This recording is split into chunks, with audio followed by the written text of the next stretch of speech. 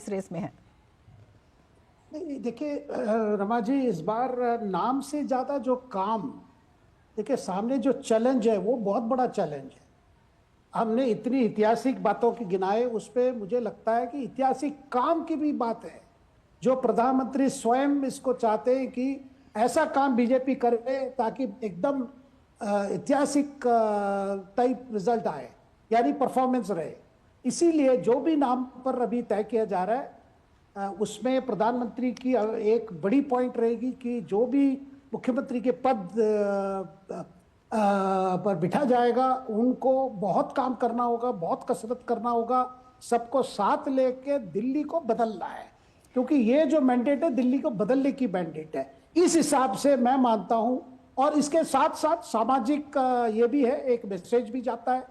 और इसमें इसीलिए कई जो स्पेकुलेशंस हो रहे हैं उसमें सामाजिक फैक्टर है, लेकिन मैं बिल्कुल मानता इसी हूं पे कि बात करेंगे।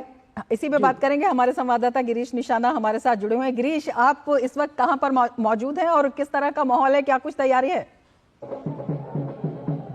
ढोल की आवाज आ रही है, पार्टी ऑफिस में होंगे गिरीश जी। गिरीश, प्रदेश कार्यालय पे मौजूद हूँ, 14 पंडित पंत मार्ग पर मैं मौजूद हूँ और मेरे पीछे आप ढोल जो नगाड़ों की आवाज सुन सकते हैं। कितना उत्साह यहाँ पर माहौल है आप सुन ही सकते हैं। किस तरह से यहाँ पर लोग लगातार ढोल ताशों की आवाज सुन रहे हैं। मेरे कैमरा सहयोगी फिर से कहूंगा वे देश से दिखाए, जहाँ देख सकते हैं लोग झूमते नाचते नजर आ रहे हैं। हालांकि अंदर जो मीटिंग है कुछ देर में चालू होने जा रही है। जो भाजपा विधायक दल की बैठक है वो शुरू होने जा रही है।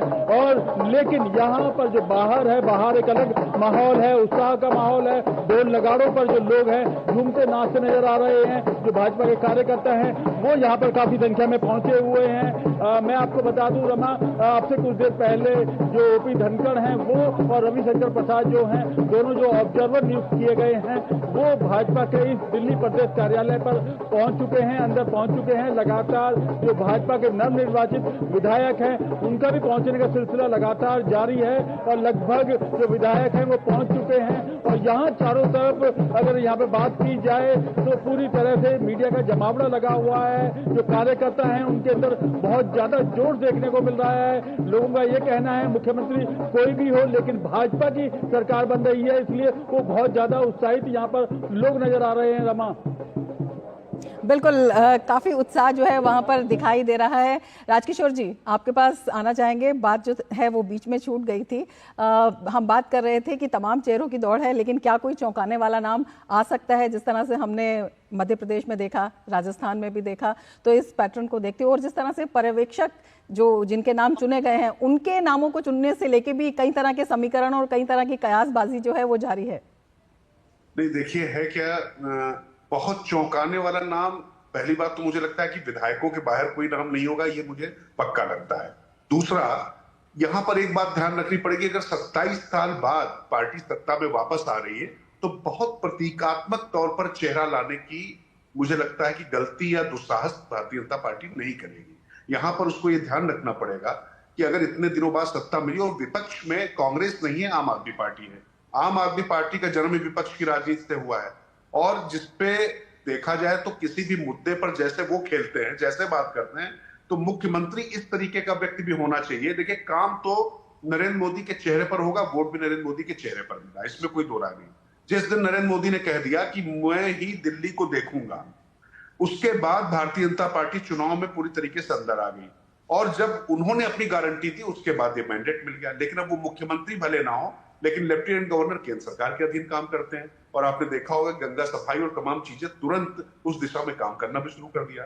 तो दिल्ली में बदलाव लाना बहुत आवश्यक है, ये समझ में आ रहा है। उसको वर्ल्ड क्लास बनाना है, ये आवश्यक है। इसमें भी कोई दो राय नहीं हो सकती है कि दिल्ली की जितनी दुर्दशा अरविंद केजरीवाल के कार्यकाल में हुई है, यह भी अपने आप में एक काला इतिहास लिखा जाएगा, काला अध्याय दिखेगा।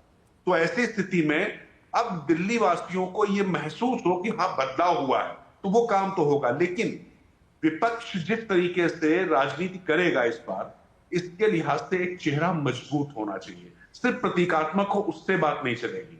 मुझे नहीं लगता है कि भजनलाल शर्मा जी या मोहन यादव जी, देखिए ये लोग भी पार्टी के कार्यकर्ता हैं, भारतीय जनता पार्टी की ताकत उसके कार्यकर्ता है, उनका अनुशासन है, वहां पर कोई छू भी करने वाला नहीं है, ये सब लोग जानते हैं। लेकिन मुझे लगता है कि दिल्ली में जो मुख्यमंत्री आएगा उसका अपना एक किरदार अहम होगा और वो अरविंद केजरीवाल या जो विपक्ष का जो नेता बनेगा, सीमा लेना, गोपाल राय, वो भी किसको लाते हैं, क्योंकि वहां पर भी उतना ही सस्पेंस है कि मुख्यमंत्री यहां पर जितना सस्पेंस है उतना ही सस्पेंस विपक्ष के नेता को लेकर भी है। तो मुझे लगता है कि इससे प्रतीक